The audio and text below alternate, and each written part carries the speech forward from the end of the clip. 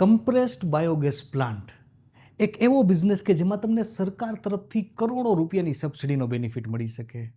જો તમે ગુજરાતમાં હોય તો તમારા માટે આ એક બહુ જ મોટી ગોલ્ડન બિઝનેસ ઓપોર્ચ્યુનિટી બની શકે. આ બિઝનેસમાં જો તમે એને રાઇટ વેમાં એક્ઝિક્યુટ કરો તો આવનારા 10 વર્ષ માટે તમારી ઇન્કમ ઓલમોસ્ટ ફિક્સ થઈ શકે. જે તમે ગેસ પ્રોડ્યુસ કરેલો હોય એને ક્યાં વેચવા જાઓ, એની શું કિંમત આવશે, કેટલા રૂપિયામાં વેચાશે, તેજી મંદીની શું અસર થશે, આ બધી ઝંઝટમાંથી તમે મુક્ત રહી શકો. તો આ જે વિડીયો છે એમાં આપણે ડિટેલમાં ડિસ્કસ કરશું કે આ બિઝનેસમાંથી, આ પ્લાન્ટમાંથી તમને એક્ઝેક્ટ કેટલી આવક જનરેટ થઈ શકે. આમાં કેન્દ્ર સરકારની અને રાજ્ય સરકારની ટોટલ કેટલી સબસિડી અવેલેબલ છે. તમે એવું વિચાર કરો કે મારે આ પ્લાન્ટ કરવો છે એટલે કે તમારા વિચારથી લઈ અને એની કમ્પ્લીટ એક્ઝિક્યુશન, કમ્પ્લીટ કમિશનિંગ સુધીની પ્રોસેસ શું રહેશે અને આ બિઝનેસમાં એવી કઈ વસ્તુ છે કે જેનું તમારે ખાસ ધ્યાન રાખવું જોઈએ, આ બધી બાબતનું આપણા વિડીયોમાં ડિટેલમાં ડિસ્કશન કરીશું. તો ચાલો સ્ટાર્ટ કરીએ. હવે સૌથી પહેલાં આપણે આવકની વાત કરીએ કે ભાઈ કેટલા રૂપિયા મને મળે. માની લો કે તમે 3 TPDનો પ્લાન્ટ કરો. TPDનો મતલબ થાય ટન પર ડે. એટલે કે તમે એવો પ્લાન્ટ કરો કે જેની કેપેસિટી દરરોજના 3 ટન એટલે કે 3000 કિલો ગેસની હોય તો એને કહેવાય 3 TPDનો પ્લાન્ટ. હવે માની લો કે જે તમારો 3 TPDનો પ્લાન્ટ છે એ ફક્ત 60% કેપેસિટીમાં ચાલે છે. એટલે કે 3000 કિલોની કેપેસિટી છે પણ એના 60% એટલે કે 1800 કિલો જ ગેસ પ્રોડ્યુસ કરે છે. તો મહિને 1800 ગુણ્યા 30 એટલે કે 54000 કિલો ગેસ પ્રોડ્યુસ કરશે. અને 1 કિલોના ગવર્મેન્ટની નવી જે ગોબર્ધન સ્કીમ છે એ પ્રમાણે 105 રૂપિયા તમને મળશે. એટલે કે 54000 ગુણ્યા 105 એટલે તમારી મંથલી આવક થશે 56.70 લાખ રૂપિયા. હવે આ પ્લાન્ટનો જે તમારો ખર્ચો થશે, મહિનાનો જે ખર્ચો એ હશે 40 લાખ રૂપિયા. હવે આ ખર્ચો 40 લાખ રૂપિયા આપણે કેમ કર્યો ને એનું પણ આપણે આગળ જતાં કેલ્ક્યુલેશન સમજીશું. પણ અત્યારે આપણે અહીંયા જોઈએ કે 40 લાખ રૂપિયાનો ખર્ચો છે એટલે તમારી મંથલી નેટ આવક જે થશે ને એ 16.70 લાખ રૂપિયાની થશે અને તમારી જે એન્યુઅલ ઇન્કમ હશે એ હશે 2 કરોડ રૂપિયા. માની લો કે આ જે તમારો પ્લાન્ટ છે એ 70%ની કેપેસિટીમાં ચાલે છે. એટલે કે 3000ના 70% એટલે કે 2100 કિલો દરરોજનો ગેસ પ્રોડ્યુસ કરે છે. તો મહિને 63000 કિલો અને મંથલી આવક તમારી થશે 66.15 લાખ રૂપિયા. 40 લાખ રૂપિયાની તમારો ખર્ચો છે એટલે કે તમારી મંથલી નેટ ઇન્કમ થશે 26.15 લાખ રૂપિયા અને એન્યુઅલ ઇન્કમ તમારી થશે 3.13 કરોડ રૂપિયા. બહુ જ ઇમ્પોર્ટન્ટ ડેટા છે. માની લો કે 80%ની કેપેસિટી ઉપર ચાલે તો 2400 કિલો દરરોજનો ગેસ પ્રોડ્યુસ થાય, મહિનાના 72000 કિલો અને મંથલી આવક થશે 75.60 લાખ રૂપિયાની. 40 લાખ રૂપિયાનો ખર્ચો એટલે તમારી મંથલી નેટ ઇન્કમ થશે 35.60 લાખ રૂપિયા અને એન્યુઅલ ઇન્કમ તમારી હશે એ હશે 4.27 કરોડ રૂપિયા. એટલે અહીંયા બહુ જ સમજવા જેવું છે કે માની લો કે તમે આ બિઝનેસ કરો છો, માની લો કે તમે આ પ્લાન્ટ નાખો છો તો તમે તમારા પ્લાન્ટની કેટલી કેપેસિટી ઉપર ચલાવો છો એ બહુ જ ઇમ્પોર્ટન્ટ છે. જો 60% કેપેસિટી હોય તો વાર્ષિક 2 કરોડ રૂપિયા ચોખ્ખા બચે અને જો 80% કેપેસિટી હોય તો 4.27 કરોડ રૂપિયા. એટલે આ કેપેસિટી બહુ જ ઇમ્પોર્ટન્ટ છે અને સમજો. આગળ આના ઉપર આપણે ડિટેલમાં ડિસ્કશન કરીશું. માની લો કે તમારો 5 TPDનો પ્રોજેક્ટ છે, 5 TPDની કેપેસિટીવાળો પ્લાન્ટ છે. તો એવામાં માની લો કે આ કેપેસિટીના 60% જ પ્લાન્ટ ચાલે છે. તો 5000 કિલોના 60% એટલે 3000 કિલો. મંથલી તમારું પ્રોડક્શન હશે 90000 કિલોનું અને 105 રૂપિયા લેખે ટોટલ આવક થશે 94.50 લાખ રૂપિયાની. હવે 5 TPDનો જે પ્લાન્ટ છે ને એનો ખર્ચો આપણે 70 લાખ રૂપિયા લીધેલો છે. એના ઉપર આપણે ડિટેલમાં સમજશું કઈ રીતે લીધો. પણ 70 લાખ રૂપિયા ખર્ચો ગણીએ તો નેટ આવક તમારી 24.50 લાખ રૂપિયા થશે અને વાર્ષિક તમારી આવક થશે 2.94 કરોડ રૂપિયાની. માની લો કે આ જે પ્લાન્ટ છે એ 70%ની કેપેસિટીમાં ચાલે છે. તો એવી સિચ્યુએશનમાં દરરોજનો 3500 કિલો મંથલી ગેસનું પ્રોડક્શન થશે 1,05,000 કિલો અને તમારી મંથલી આવક થશે 1,10 લાખ રૂપિયાની. 70,000નો ખર્ચો એટલે 40 લાખ રૂપિયા નેટ બચ્યા અને વાર્ષિક 4.83 કરોડ રૂપિયાની આવક થશે. હવે માની લો કે તમે તમારો જે પ્લાન્ટ છે એ 95%ની કેપેસિટી ઉપર ચલાવશો. આપણે ઓપ્ટિમિસ્ટિક, વધુ આશાવાદી બનીએ અને વિચાર કરીએ કે 5 ટનના પ્લાન્ટને જો તમે રાઇટ વેમાં એક્ઝિક્યુટ કરીને 95% સુધી કેપેસિટીના ચલાવી શકો તો દરરોજનો તમે 4750 કિલોગ્રામ જે ગેસ છે એ પ્રોડ્યુસ કરી શકો. Monthly 1,42,000 kilogram. અને એને 105 વડે ગુણીએ એટલે તમારી મંથલી આવક થાય 1.49 કરોડ રૂપિયાની. ખર્ચો 70 લાખ રૂપિયા આપણે બાદ કરીએ તો મંથલી નેટ ઇન્કમ તમારી થાય 79 લાખ રૂપિયાની. અને તમારી વાર્ષિક નેટ ઇન્કમ થાય 9.83 કરોડ રૂપિયાની. આ નેટ ઇન્કમ છે વાર્ષિક. બહુ જ ઇમ્પોર્ટન્ટ વસ્તુ કે અહીંયા આપણે સબસિડીને કેલ્ક્યુલેટ કરી જ નથી. એમ માનીએ કે આપને 1 રૂપિયાની સબસિડી ના મળે, પણ જો તમે પ્લાન્ટને આ રીતે ચલાવી શકો, આટલી કેપેસિટી પ્રમાણે આ રીતે ચલાવો, તો તમને આ જે ફિગર છે એટલે કે 3 કરોડ એટલે કે 2.94 કરોડ, 4.83 કરોડ અને 9.83 કરોડ રૂપિયા સુધીની ઇન્કમ તમે જનરેટ કરી શકો 1 પણ રૂપિયાની સબસિડી ના મળે તો. હવે તમને એમ થાય કે આપણે ખર્ચો કઈ રીતે લીધો, 40 લાખ રૂપિયા લીધો, 70 લાખ રૂપિયા કઈ રીતે લીધો, તો એના ઉપર આપણે આવીએ. ટોટલ ખર્ચ આપણે અહીંયા કન્સિડર કરીએ. માની લો કે તમારો જે પ્લાન્ટ છે એ તમે 3 TPDનો પ્લાન્ટ નાખો છો, 3 TPDનો પ્લાન્ટ, તો તમારી માની લો કે એવા કેસમાં તમે 10 કરોડ રૂપિયાની બેંકમાંથી લોન લીધી, તો એનો હપ્તો જો 7 વર્ષ માટે તમે લોન લ્યો ને અંદાજે તો 15 લાખ રૂપિયાની આસપાસનો હપ્તો આવે.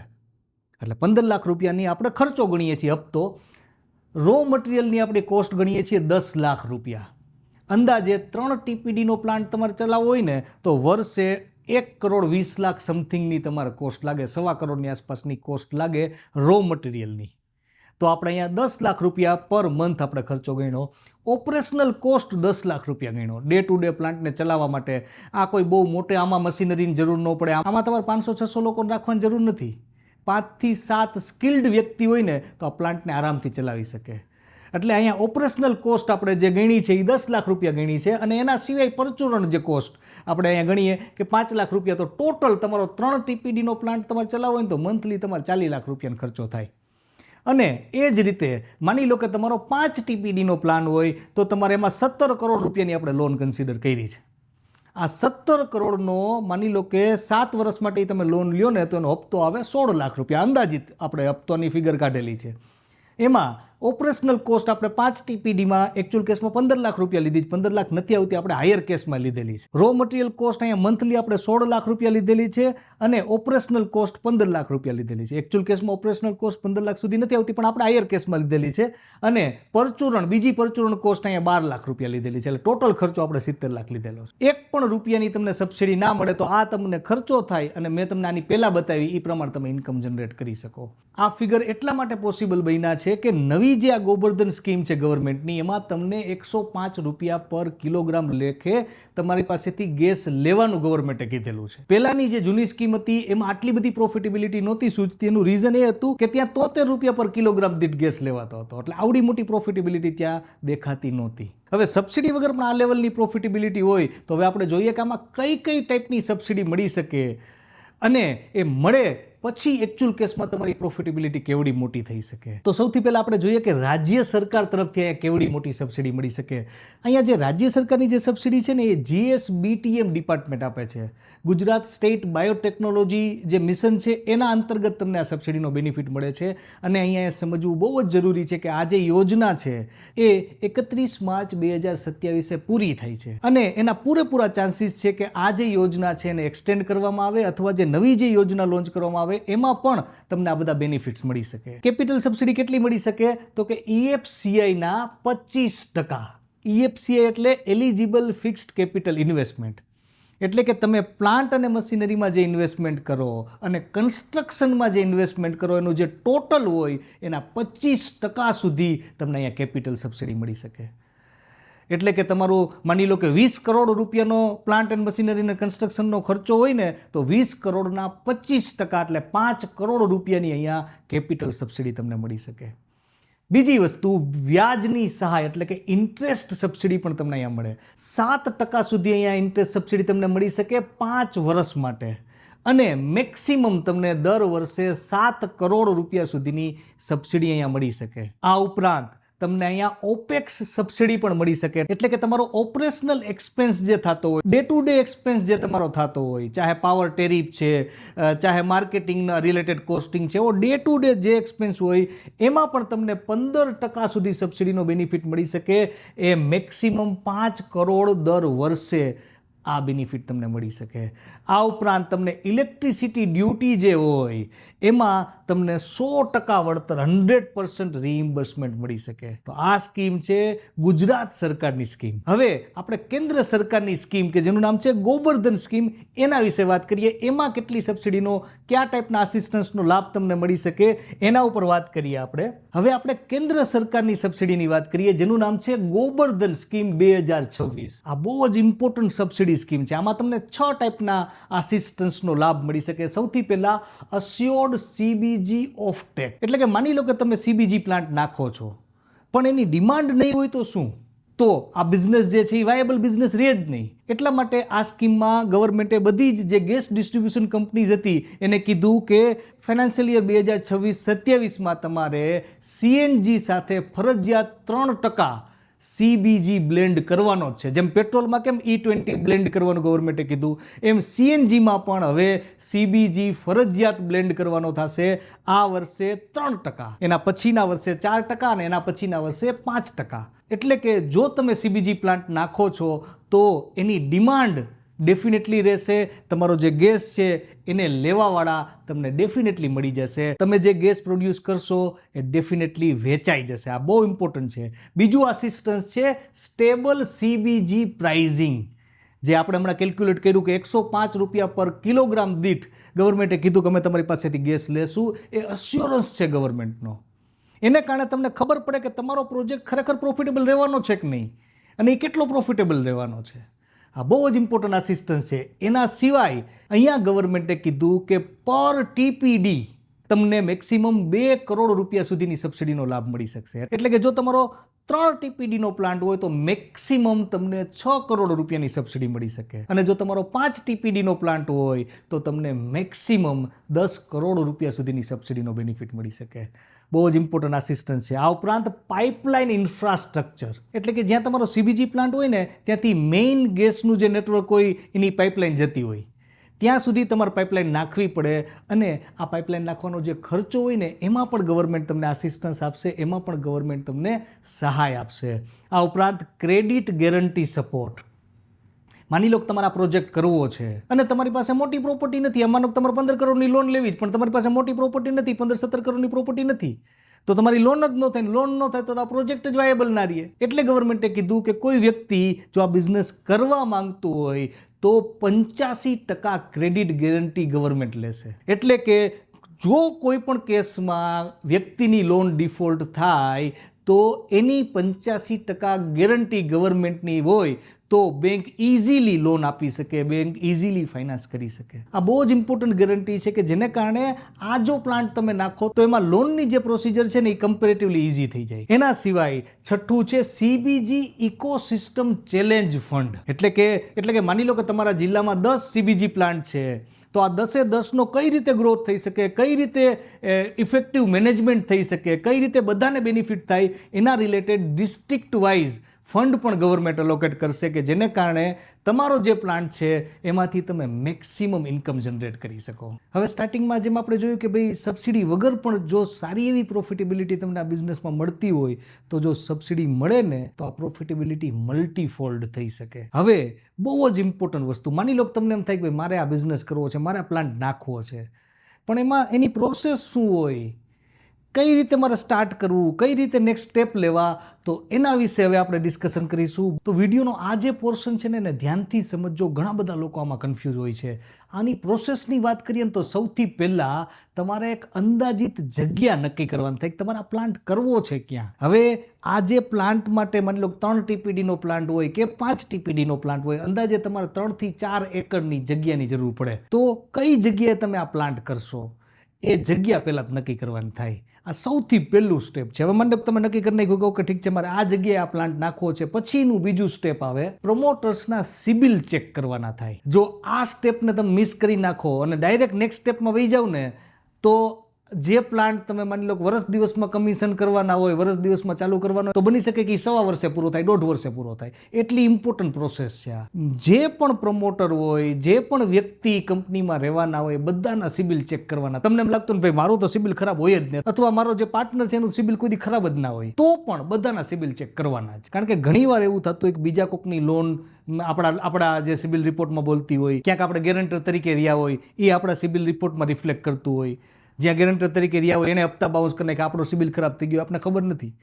તો આ બહુ ઇમ્પોર્ટન્ટ સ્ટેપ છે કે જે પણ વ્યક્તિ પ્રમોટર્સ રહેવાના હોય બધાનો સિબિલ ચેક કરવાનો જ. કંપની ફોર્મેશનમાં ખાસ બહુ જ સમજવા જેવી વસ્તુ કે અત્યારે જે ગુજરાત સરકારની સ્કીમ છે ને એમાં સ્પેસિફિકલી મેન્શન કરેલું છે કે જો તમારી કંપની પ્રોપ્રાઇટર હશે અથવા પાર્ટનરશિપ હશે તો તમને ગુજરાત સરકારની સબસિડીમાંથી 1 રૂપિયો પણ નહીં મળે. આ બહુ જ ઇમ્પોર્ટન્ટ. એટલે ત્રીજા સ્ટેપમાં આપણે શું ધ્યાન રાખવાનું છે કે કંપનીને આપણે ફોર્મેશન કરવાનું છે, ચાહે LLP હોય ચાહે પ્રાઇવેટ લિમિટેડ હોય. એના પછી બહુ જ ઇમ્પોર્ટન્ટ સ્ટેપ જેનું નામ છે CGDમાં જઈને ફિઝિબિલિટી સ્ટડી કરવું. CGDનો મતલબ થાય સિટી ગેસ ડિસ્ટ્રીબ્યુશન કંપનીઝ. માની લો કે તમે રાજકોટમાં હોય તો તમને માનો ગુજરાત ગેસ લાગુ પડતું હોય, તમે માની લો બીજી જગ્યાએ હોય તો ત્યાં અદાણી ગેસ લાગુ પડતું હોય. તો જે પણ ગેસ ડિસ્ટ્રીબ્યુશન કંપની તમારા સિટીમાં લાગુ પડે છે જેને CGD કહેવાય, ત્યાં જઈ અને તમારે ફિઝિબિલિટી માટે પૂછવાનું છે, લેખિતમાં પૂછવાનું છે. જે જગ્યા હોય એનું જીઓ ટેગિંગ સાથેની ડિટેલ આપવાની. ભાઈ આ જગ્યાએ મારો CBG પ્લાન્ટ નાખવો છે અને આટલા ટનની કેપેસિટીનો પ્લાન્ટ નાખવો છે અને આની આ રિટર્નમાં રિક્વેસ્ટ આપવાની છે અને એનું એકનોલેજમેન્ટ પણ લેવાનું છે કે ભાઈ એ લોકોએ તમારી જે રિક્વેસ્ટ છે એને એક્સેપ્ટ કરેલી છે. બહુ જ ઇમ્પોર્ટન્ટ સ્ટેપ છે. જો માની લો કે તમારા એરિયામાં માનો કે CGD જે ગેસ ડિસ્ટ્રીબ્યુશન કંપની હશે ને એમ લાગશે કે ભાઈ અહીંયા જો પ્લાન્ટ કરે તો અમારી પાસે ગેસ લેવાની કેપેસિટી નથી, અથવા XYZ કોઈ પણ રીઝન હશે જેને કારણે ત્યાં પ્લાન્ટ ફિઝિબલ ન થાય, તો તમને એ લોકો કહી દેશે. તો તમને ખબર પડે કે ઠીક છે આ જગ્યા આપણા માટે અપ્રોપ્રિએટ નથી, આપણે બીજી જગ્યાએ કરી શકીએ. તો આ બહુ જ ઇમ્પોર્ટન્ટ છે કે તમે CGDમાં જઈ અને તમે ફિઝિબિલિટી સ્ટડીની રિક્વેસ્ટ આપો. આ ચોથું સ્ટેપ છે. એના પછીનું સ્ટેપ શું આવે? ગેઇલમાં મેઇલ ફોરવર્ડ કરવાનો. ગેઇલનું ફૂલ ફોર્મ થાય gas authority of India limited. અહીંયા જો આ પ્લાન્ટ તમારે કરવું હોય તો 3 બહુ મહત્વની પાર્ટી છે. એક તો ગેઇલ, બીજી તમારી સિટી ગેસ ડિસ્ટ્રીબ્યુશન કંપની અને ત્રીજા તમારી કંપની. તો તમે CGDમાં તમે એપ્લિકેશન આપી દીધી, એની સાથે સાથે એ એપ્લિકેશનની સ્કેન કોપી અને એની સાથે એક મેઇલ કરવાનો ગેઇલમાં કે મેં માની લો કે ગુજરાત ગેસની આ પર્ટિક્યુલર ઓફિસમાં જઈ અને રિક્વેસ્ટ આપેલી છે, આ એનું એકનોલેજમેન્ટ છે અને મારે આટલી કેપેસિટીનો આ જગ્યાએ પ્લાન્ટ કરવો છે. તમે એક સાથે 2 જગ્યાએ એપ્લિકેશન કરેલી છે. હવે થાય કેવું, એની એકચ્યુઅલ પ્રોસેસ એ છે કે જેવી તમે CGDમાં કોઈ પણ એપ્લિકેશન અપ્લાય કરો ને એટલે એ લોકો પણ ગેઇલમાં જ મોકલવાના હોય. પણ આપણે જ્યારે ગેઇલમાં મેલ કરીએ ને ત્યારે એક ડબલ અસ્યોરન્સ મળી જાય, કે એક્સ્ટ્રા આપણી પાસે સેફટી મળે કે ભાઈ ઠીક છે કે ભાઈ આપણી એપ્લિકેશન રાઈટ જગ્યાએ, આપણી જે ઇન્ફોર્મેશન છે એ રાઈટ જગ્યાએ પહોંચેલી છે. તો જેવી એમની પાસે ગેઇલ પાસે પહોંચે પછી એના પછી અલગ અલગ CGD અલગ અલગ રીતે અહીંયા બિહેવ કરતી હોય. ફોર એક્ઝામ્પલ માની લો કે એક્ઝામ્પલ આપું છું, માની લો કે અદાણી છે તો એની પ્રોસેસ એવી હોઈ શકે કે ભાઈ તમે જેવી અહીંયા ફિઝિબિલિટી સ્ટડી માટે આપો ને એની સાથે સાથે તમને લેટર ઓફ ઇન્ટેન્ટ આપી દઈએ કે ભાઈ તમે આ ટાઈપનો પ્લાન્ટ અહીંયા કરવા માંગો છો, એનો ઇન્ટેન્શનનો આ લેટર છે, એ લેટરના બેઝ ઉપર તમે લોન માટે અપ્લાય કરી શકો. અમુક CGDs એવી છે કે ભાઈ એ કંઈ લેટર ઓફ ઇન્ટેન્ટ ના આપે, એ એમ કે ભાઈ ઓકે ઠીક છે અહીંયા પહેલાં ટ્રાય પાર્ટી એગ્રીમેન્ટ આપણે બનાવશું તમારી, અમારી અને ગેઇલ વચ્ચે, એના બેઝ ઉપર તમે લોન માટે પુટઅપ કરી શકો. તો આ થોડો જે CGD પ્રમાણેમાં પ્રોસેસમાં ડિફરન્સ હોય. તો એના પછીનો આપણે અહીંયા સ્ટેપ શું આવે? LOI એટલે કે લેટર ઓફ ઇન્ટેન્ટ અથવા ટ્રાય પાર્ટી એગ્રીમેન્ટ. પહેલાં લેટર ઓફ ઇન્ટેન્ટ બને, તમે માની લો કે જે કંપની લેટર ઓફ ઇન્ટેન્ટ આપતી હોય એ પણ અલ્ટિમેટલી ટ્રાય પાર્ટી એગ્રીમેન્ટ તો કરે જ. હા, બહુ જ ઇમ્પોર્ટન્ટ છે. પણ LOI અથવા ટ્રાય પાર્ટી એગ્રીમેન્ટના બેઝ ઉપર તમે નેક્સ્ટ સ્ટેપમાં આગળ વધી શકો. એ સ્ટેપ છે પ્લાન્ટ અને મશીનરી નક્કી કરવી. તમારે EPC કંપની જેને એન્જિનિયરિંગ, પ્રોક્યોરમેન્ટ અને કમિશનિંગ એજન્સી કહેવામાં આવે, એ તમારે ડિસાઇડ કરવી પડશે કે કોણ તમારા આખા પ્લાન્ટને એક્ઝિક્યુટ કરશે. પ્લાન્ટ અને મશીનરી ક્યાંથી આવશે, એમની કેપેસિટી શું છે, એમનો પાસ્ટ એક્સપિરિયન્સ શું છે, કઈ કંપનીને તમે EPC કંપની બનાવશો, કેના પ્લાન્ટ અને મશીન ખરીદશો, આ બધી વસ્તુઓ તમારે અહીંયા કરવાની થાય. એકચ્યુઅલ કેસમાં તમે જ્યારે ચાલુ કરતા હોય ને ત્યારે જ આના વિશે તમારે કામ કરવાનું હોય જ. તમારે નક્કી કરવાનું કે કોને આપણે આ કોન્ટ્રાક્ટ દેવો છે, કેની પ્લાન્ટ એન્ડ મશીનરી આવશે. પણ આ સ્ટેપમાં તમારી વસ્તુ ફાઇનલ કરવાની થાય. એના પછીનું સ્ટેપ કયું છે? લોનની પ્રોસેસ કરવાની થાય. એકચ્યુઅલ કેસમાં તમારે તમારા ડોક્યુમેન્ટ, તમારા કેવાયસી ડોક્યુમેન્ટ, પેઢીના ડોક્યુમેન્ટ એ બધું બેંકમાં આપવાનું થાય અને લોનની પ્રોસેસ કરવાની થાય. અત્યારે તમારું જે પ્લાન્ટ એન્ડ મશીનરીમાં ઇન્વેસ્ટમેન્ટ હોય, તમારું જે ટોટલ ઇન્વેસ્ટમેન્ટ હોય એના 75% નોર્મલ કેસમાં બેંક તમને લોન આપતી હોય, 25% તમારે કાઢવાના થતા હોય. એટલે માની લો કે તમારો 3 ટનનો પ્રોજેક્ટ હોય ને તો તમારે અરાઉન્ડ 6 થી 7 કરોડ રૂપિયા તમારા હાથમાં હોવા જોઈએ. તમે કહો ભાઈ બધી સબસિડી મળી જાય ને બધું ઇઝીલી થઈ જાય, મારે કંઈ કાઢવા ના પડે, એવું ન થાય. આ બહુ જ ઇમ્પોર્ટન્ટ વસ્તુ છે કે 3 TPDનો પ્રોજેક્ટ કરો છો, તમારી પાસે 6 થી 7 કરોડ રૂપિયા હોવા જોઈએ. જો તમે 5 TPDનો પ્લાન કરો છો તો તમારી પાસે 10 કરોડ રૂપિયા હોવા જોઈએ કે જે તમે માર્જિન મની માટે વાપરશો, કારણ કે 75% લોન થશે, 25% તમારે ઘરના કાઢવા પડશે. આ ઉપરાંત પ્લાન્ટ ચાલુ થશે, થોડોક ટાઈમ માટે તમારે પૈસાની જરૂર પડશે, ઓપરેશનલ એક્સપેન્સ તમારા સ્ટાર્ટિંગમાં આવવાના, સબસિડી પહેલા દિવસે જ નથી મળવાની. સમજવા જેવી વસ્તુ છે ને, જ્યારે પણ તમે આ પ્લાન્ટ ચાલુ કરતા હોય તમારી એ તૈયારી હોવી બહુ જરૂરી છે. તો આ લોનની પ્રોસેસની વાત થઈ. એના પછીનું સ્ટેપ કયું છે? 25% માર્જિન મનીથી તમે કામ ચાલુ કરી શકો. માની લો કે તમે લોન પુટઅપ કરાવી દીધી, લોન સેન્કશન થતાં 2 મહિના લાગે એમ છે, તો 2 મહિના તમારે ઊભું રહેવાની જરૂર નથી. માની લો કે 10 કરોડનો ટોટલ કન્સ્ટ્રક્શનનો કોસ્ટ હોય ને તો 7.5 કરોડની બેંક લોન આપે તો 2.5 કરોડ તમારે કાઢવાના હોય. તો જે 2.5 કરોડ તમારે કાઢવાના છે એ 2.5 કરોડથી તમારે કામ ચાલુ કરાવી દેવાય. કન્સ્ટ્રક્શનનું કામ છે, મશીનરી ફિટિંગ કરવાનું કામ છે, આ બધું તમારે સ્ટાર્ટ કરાવી દેવું જોઈએ કે જેને કારણે ટોટલ જે ટાઈમ લાગતો હોય ને આ પ્લાન્ટને એસ્ટાબ્લિશ થવામાં, કમિશન થવામાં એ ઘટી જાય. આ ઇમ્પોર્ટન્ટ સ્ટેપ હતું. એના પછીનું સ્ટેપ આવે લોન ડિસબર્સમેન્ટ. આ સ્ટેપમાં બેંક તમને લોનના પૈસા આપે. તમને આપે એટલે કોને આપે? જેની પાસેથી તમે પ્લાન્ટ એન્ડ મશીનરી ખરીદેલી છે ને એને આપે. એના ખાતામાં ડિસ્બર્સમેન્ટ થાય. એટલે 25% તમે આપો, એના બેઝ ઉપર 75% બેંક આપે અને લોનનું ડિસ્બર્સમેન્ટ થાય. એના પછીનું સ્ટેપ આવે સબસિડીની પ્રોસેસ. સબસિડીની પ્રોસેસ આમ તો તમે જોવા જાઓ તો સ્ટાર્ટિંગથી જ તમારે કરતી રહેવી જરૂરી છે. દરેક સ્ટેપ ઉપર તમે સબસિડી માટે એલિજિબલ છો કે નહીં, એના માટે શું શું કરવું પડે સ્ટાર્ટિંગથી તમારે ધ્યાન રાખવાનું છે. પણ આ કેસમાં તમારે જે ડોક્યુમેન્ટ છે એ તમારે સબમિટ કરાવવાના થાય, જે પણ એપ્રોપ્રિએટ ડિપાર્ટમેન્ટ હોય ત્યાં.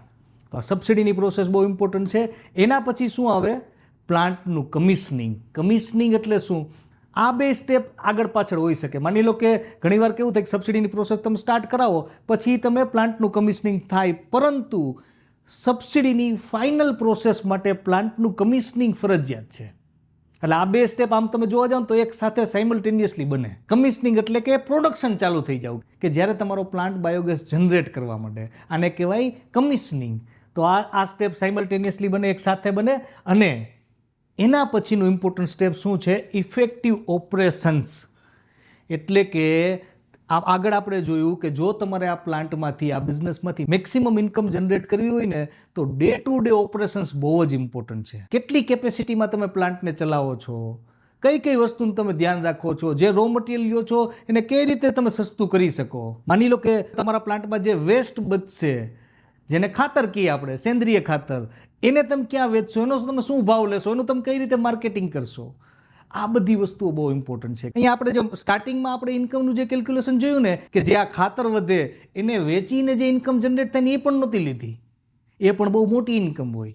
તો આ ડે ટુ ડે ઓપરેશન્સ પણ એટલું જ ઇમ્પોર્ટન્ટ છે. તો આ એની ઓવરઓલ પ્રોસેસ છે કે જેને તમે ધ્યાનમાં રાખી અને તમારો CBG પ્લાન્ટ એસ્ટાબ્લિશ કરો ને તો તમારી પ્રોસેસ ક્વિકલી થાય, ક્યાંય અડચણ ના આવે અને ઝડપથી તમારા પ્લાન્ટને તમે કમિશનિંગ કરી શકો. હવે આપણે જઈએ બહુ જ મહત્વના ટોપિક ઉપર કે જેને જો તમે ઇગ્નોર કરો ને તો CBG પ્લાન્ટ ચાલી જ ના શકે, ઇફેક્ટિવ બની જ ના શકે, મેક્સિમમ કેપેસિટીમાં એ રન જ ન કરી શકે. અને એ પાર્ટ છે રો મટીરિયલ. તો લોકો આમાં પણ કન્ફ્યુઝ હોય કે ભાઈ રો મટીરિયલ મારે કયું રો મટીરિયલ વાપરવું પડે, કેટલા ટન રો મટીરિયલ વાપરવું પડે, એના માટે મારે શું કરવું પડે. તો એનો બહુ જ સિમ્પ્લિસ્ટિક આ કોષ્ટકમાં આપણે જવાબ દઈએ કે ભાઈ ખરેખર તમારે કેટલું રો મટીરિયલની જરૂર પડે. તો આ પ્લાન્ટમાં તમે જોવા જાઓ ને CBG પ્લાન્ટમાં તો એમાં 3 ટાઈપનો રો મટીરિયલ જે હોય ને એ ચાલતું હોય મેઇનલી. તો સૌથી પહેલાં નેપિયર. નેપિયર એટલે એક ટાઈપનું ગ્રાસ છે, એક ટાઈપનું ઘાસ છે, જેને આપણે હાથી ઘાસ પણ પહેલાં કહેતા આપણા વડવાઓ. તો આ નેપિયર ગ્રાસ, એનાથી પણ ગેસ ઉત્પન્ન થઈ શકે. બીજું છાણ. એટલે કે ગાયનું છાણ હોય કે ભેંસનું છાણ હોય એના દ્વારા પણ બાયોગેસ જનરેટ થઈ શકે. કારણ કે ઘણા વર્ષો પહેલાં આપણે ગોબર ગેસ ઘરે ઘરે લોકોના જોવા મળતા ગામડામાં. તો આ જે છાણ હોય ને એમાંથી પણ બહુ સારી અમાઉન્ટમાં બાયોગેસ જનરેટ થતો હોય. આ ઉપરાંત મ્યુનિસિપલ વેસ્ટ, જેને મ્યુનિસિપલ સોલિડ વેસ્ટ એટલે કે MSW કહેવાય. માની લો કે આપણે જે સિટીમાં જે પણ આપણે કચરો દેતા હોય તેને સેગ્રીગેટ કરતા હોય કે એને ભાગ પાડતા હોય, સેગ્રીગેટ કરતા હોય ભાઈ ભીનો કચરો અને સૂકો કચરો. તો આમાંથી જે ભીનો કચરો હોય કે જેમાં તમે પ્લાસ્ટિક કે કાચ કે એ બધું આમાં ના આવે, પથ્થર કે એવું કંઈ નહીં, એના સિવાયનો જે ભીનો કચરો હોય એમાંથી પણ બાયોગેસ જનરેટ થઈ શકે. તો કેટલા ટનની જરૂર પડે તો એની આપણે વાત કરીએ ને. માની લો કે તમારો 1 TPDનો પ્લાન્ટ છે તો તમારે નેપિયર ગ્રાસ કેટલું જરૂર પડે તો એની વાત કરીએ ને તો દરરોજ તમારે 25 ટન લીલું નેપિયર નાખવું પડે. પણ આમ તમે જોવા જાવ તો CBG પ્લાન્ટમાં જનરલી લીલું નેપિયર છે ને એ લોકો ના નાખતા હોય, એ સૂકું નેપિયર નાખતા હોય. થોડાક દિવસ એ નેપિયરને કાપી અને થોડોક ટાઈમ રહેવા દે એટલે એ સુકાઈ જાય અને પછી એને CBG પ્લાન્ટમાં નાખતા હોય, જેને કારણે મેક્સિમમ ગેસ જનરેટ થાય. તો 1 ટન એટલે કે 1000 કિલો તમારે બાયોગેસ જનરેટ કરવું હોય ને તો 20 ટન સૂકું નેપિયર નાખવું પડે. હવે તમારે 25 ટન લીલું નેપિયર જોઈતું હોય દરરોજનું તો તમારે કેટલી જમીનમાં નેપિયર વાવવું પડે એની વાત કરીએ ને તો 50 એકર જમીનમાં નેપિયર વાવવું પડે. એટલે કે માની લો કે તમારો 3 TPDનો પ્લાન્ટ હોય ને તો તમારે 150 એકરમાં નેપિયર વાવવું પડે. આનો ડેટા છે, આ જેનેરિક ડેટા છે, થોડું ઘણું ઉપર નીચે હોઈ શકે, પણ આ સમજવા માટે બહુ જરૂરી છે કે તમે કેટલા ટનનો પ્લાન્ટ કરો છો એ પ્રમાણે તમારે કેટલી જમીનમાં નેપિયર વાવવું પડશે એ તમને ખબર હોવી બહુ જરૂરી છે. માની લો કે કાઉ ડંગની વાત કરીએ, માની લો કે છાણની વાત કરીએ તો 1000 કિલો તમારે ગેસ ઉત્પન્ન કરવો હોય, 1 TPDની તમારી જો કેપેસિટી હોય ને તો કેટલું છાણની જરૂર પડે તો એ છે 50 ટન. દરરોજનું 50 ટન તમારી પાસે છાણ હોય ને તો તમે 1 ટન ગેસ પ્રોડ્યુસ કરી શકો. એટલે એનો મતલબ એમ થાય કે 50 કિલોનો જે પોદરો હોય ને જે છાણ એમાંથી 1 કિલો ગેસ જનરેટ થાય. આ સિમ્પલ હિસાબ. હવે માની લો કે તમારે મ્યુનિસિપલ વેસ્ટ તમારે યુઝ કરવું છે તો કેટલું જોઈએ તો ભીનો કચરો તમારે 30 ટન, જે સેગ્રીગેટ કરેલો અલગ થયેલો કચરો હોય ને 30 ટન હોય ને તો પણ ચાલે. જો મિક્સ કચરો હોય કે જે સેગ્રીગેશન બાકી હોય અને અલગ કરવાનું બાકી હોય તો 60 ટન કચરાની જરૂર પડે. તો આ એક એવો ઇમ્પોર્ટન્ટ ડેટા છે કે જેને ધ્યાનમાં રાખીને તમને ખબર પડે કે મારે કેટલું નેપિયર વાવવું પડશે અથવા મારે કેટલા કાઉ ડંગની અથવા છાણની જરૂર પડશે, અથવા જો તમારી પાસે મ્યુનિસિપલ કોર્પોરેશન દ્વારા એમની સાથે ટાઈઅપ થઈ શકે તો કેટલી અમાઉન્ટનું, કેટલા ટનનું જે વેસ્ટ છે એની જરૂર પડશે એ તમને ખ્યાલ આવે. આ બહુ જ ઇમ્પોર્ટન્ટ છે. એના પછી આપણે જોઈએ કે CBG પ્લાન્ટ આપણે જો તમારે સક્સેસફુલી ચલાવવો હોય તો કઈ કઈ વસ્તુનું તમારે ધ્યાન રાખવું જોઈએ. એઝ અ બિઝનેસમેન કઈ કઈ વસ્તુ એવી છે કે જેને તમે મિસ ના કરી શકો. તો સૌથી પહેલાં આ તમારો CBG પ્લાન્ટ છે કે જે 3 થી 4 એકરમાં તમે બનાવ્યો છે. 3 TPDનો પ્લાન્ટ હોય કે 5 TPDનો પ્લાન્ટ હોય, 3 થી 4 એકર જગ્યાની તમારે જરૂર પડે કે જેને તમારે બિન ખેતી કરવાની હોય એને કરવાની હોય અને ત્યાં તમારો પ્લાન્ટ આવે. તો આ તમારો CBG પ્લાન્ટ છે. હવે CBG પ્લાન્ટમાં તમારે નાખવું પડશે કંઈક રો મટીરિયલ. જેમ આપણે હમણાં ચર્ચા કરી તો રો મટીરિયલમાં કઈ કઈ વસ્તુ આવશે તો સૌથી પહેલાં તેમાં નેપિયર આપણે નાખશું, નેપિયર નાખવાનું થાય. બીજી વસ્તુ કાઉ ડંગ નાખવાનું થાય, આ પણ રો મટીરિયલનો એક ઇમ્પોર્ટન્ટ પાર્ટ છે, આપણે વાત કરી. અને ત્રીજું તમારે શું નાખી શકો MSW વેસ્ટ નાખી શકો. જો અહીંયા તમે ખાસ સમજો, ભૂતકાળમાં જે પણ લોકોએ CBG પ્લાન્ટ કર્યા છે એમાંથી ઘણા બધા લોકોના પ્લાન્ટ બંધ થઈ ગયા. એનું સૌથી મોટું કોઈ કારણ હોય ને તો એ છે રો મટીરિયલની ચેલેન્જ. એ લોકોએ પ્લાન્ટ તો કરી નાખ્યો પણ રો મટીરિયલની કોઈ અરેન્જમેન્ટ જ નહોતી, અથવા જેટલી જોઈતી હતી એટલી અરેન્જમેન્ટ નહોતી. એટલે જો તમે આ બિઝનેસનું વિચારતા હોય તો સૌથી પહેલું અને ઇમ્પોર્ટન્ટ સ્ટેપ એ પણ છે કે તમે રો મટીરિયલ વિશે વિચાર કરો. 5 TPDનો તમારો પ્લાન્ટ છે તો તમારે 250 એકરની જરૂર પડશે કે જ્યાં તમારે નેપિયર વાવવાનું થશે. તમે એનું મેનેજમેન્ટ કરી શકશો કે નહીં? કરી શકશો તો કઈ રીતે કરશો? આ બહુ ઇમ્પોર્ટન્ટ છે. કાઉડંગની તમારે જરૂર પડશે તો કાઉડંગની અરેન્જમેન્ટ તમે કઈ રીતે કરશો? આ બહુ ઇમ્પોર્ટન્ટ છે. જરૂરી નથી કે તમે MSW તમને મળે, ઇટ્સ ઓકે, મળી શકે તો કેટલો મળશે. ઘણીવાર મોટી ફૂડ ઇન્ડસ્ટ્રી હોય ને ત્યાંથી પણ વેસ્ટ મળતો હોય તો એ પણ તમે લઈ શકો. બટેટાની ખેતી થતી હોય તો બટેટા રિલેટેડ કોઈ ઇન્ડસ્ટ્રી છે ત્યાંથી પણ મળતું હોય, મકાઈ રિલેટેડ થતું હોય ત્યાંથી પણ વેસ્ટ મળતું હોય, બધું ચાલે આમાં. પણ રો મટીરિયલ એવી વસ્તુ છે કે જેને તમે ઇગ્નોર ના કરી શકો. ગવર્મેન્ટે એમાં પણ BAM એટલે બાયોમાસ એગ્રીગેશન મશીનરીમાં તમારે જરૂર પડે. એટલે કે જ્યાં રો મટીરિયલ છે ત્યાંથી તમારે પ્લાન્ટમાં લઈ આવવાનું, એનો ભૂકો કરવાનો, એના રિલેટેડ અમુક ઇક્વિપમેન્ટ, અમુક સાધનોની જરૂર પડવાની છે. તો ગવર્મેન્ટ તમને એમાં પણ સબસિડી આપે છે. તો રો મટીરિયલનું અન્ડરસ્ટેન્ડિંગ આ બિઝનેસની સક્સેસની એક બહુ મોટી ચાવી છે. બીજી વસ્તુ, માની લો કે તમે રો મટીરિયલ અરેન્જમેન્ટ કરી નાખી, આમાં તમે નાખી દીધું અને રાઇટ કેપેસિટીમાં તમે ગેસ જનરેટ કરો છો, તો ગેસ કઈ રીતે પહોંચાડવાનો, કઈ રીતે ગવર્મેન્ટને દેવાનો? 3 મેથડ છે. સૌથી પહેલાં ડાયરેક્ટ પાઇપલાઇન, એટલે કે તમારો જે સીબીજી પ્લાન્ટ હોય ત્યાંથી તમે પાઇપલાઇન નાખો. જે સિટી ગેસ ડિસ્ટ્રીબ્યુશન કંપનીની મેઇન પાઇપલાઇન જ્યાં જતી હોય ને ત્યાં સુધી તમારે પાઇપલાઇન નાખવાની થાય. એકવાર પાઇપલાઇન નાખી દીધી પછી કન્ટિન્યુઅલ બેઝ ઉપર ત્યાં તમે ગેસને સપ્લાય કરી શકો. આ ડાયરેક્ટ પાઇપલાઇન. કેસ્કેડ પાઇપલાઇન એટલે શું? માની લો કે તમારો જ્યાં પ્લાન્ટ છે ત્યાંથી આજે સિટી ગેસ ડિસ્ટ્રીબ્યુશન કંપનીની જે મેઇન પાઇપલાઇન છે ને બહુ બધા કિલોમીટર દૂર છે. 30 કિલોમીટર, 40 કિલોમીટર, 50 કિલોમીટર, 100 કિલોમીટર દૂર છે. તો એવા કેસમાં તમારે શું કરવાનું થાય કે તમે જે પણ ગેસ જનરેટ કરો ને એને કમ્પ્રેસ કરવાનો રહે. અને એવા કાસ્કેડ તમે જોયું તો આ ટાઈપના કાસ્કેડ આવે. સીએનજી પંપમાં જેલા ટ્રક લઈને જતા હોય ને એવા આવા કાસ્કેડ હોય, આવી બોટલો હોય. એમાં તમારી ગેસને ભરવાનો. હાઈ પ્રેશરવાળો ગેસ છે, એમાં તમે ભરો છો અને પછી તમે ત્યાં લઈ જાઓ જ્યાં મેઇન લાઇન હોય ત્યાં સુધી, અને ત્યાં જઈ અને પછી ડીકમ્પ્રેસ કરવાનો. અને ડીકમ્પ્રેસ કરી અને એ ગેસને તમારે મેઇન પાઇપલાઇનમાં ચડાવવાનો. આ રીતે પણ તમે ગેસ સપ્લાય કરી શકો સરકારને. અને ત્રીજી મેથડ છે કે જે તમે ટ્રક સીએનજી પંપ, એટલે કે તમે જે કમ્પ્રેસ કરેલો ગેસ છે, જે કાસ્કેડ છે, એ તમે લઈ જાઓ અને નજીકના જે સીએનજી સ્ટેશન છે ત્યાં તમે સપ્લાય કરો. ગવર્મેન્ટ પહેલાંથી જ તમને સીએનજી સ્ટેશન છે ને એલોકેટ કરી દે કે ભાઈ તમારો આ પ્લાન્ટ છે, આમાં તમારે આ 5 સીએનજી પંપમાં તમારે ગેસ સપ્લાય કરવાનો છે.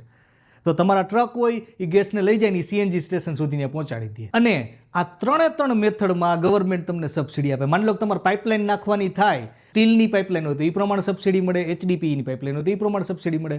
માની લો કે તમારે કાસ્કેડ થ્રુ ગેસ પહોંચાડવાનું થાય તો તમારે ટ્રાન્સપોર્ટેશનની જરૂર પડે, તો ટ્રાન્સપોર્ટેશનમાં પણ ગવર્મેન્ટ તમને સબસિડી આપે, આસિસ્ટન્સ આપે. તો જો તમે આ બિઝનેસ વિશે વિચારતા હોય તો અમુક વસ્તુનું તમારે ખાસ ધ્યાન રાખવાનું છે અને ઇગ્નોર તમે કરી જ ના શકો.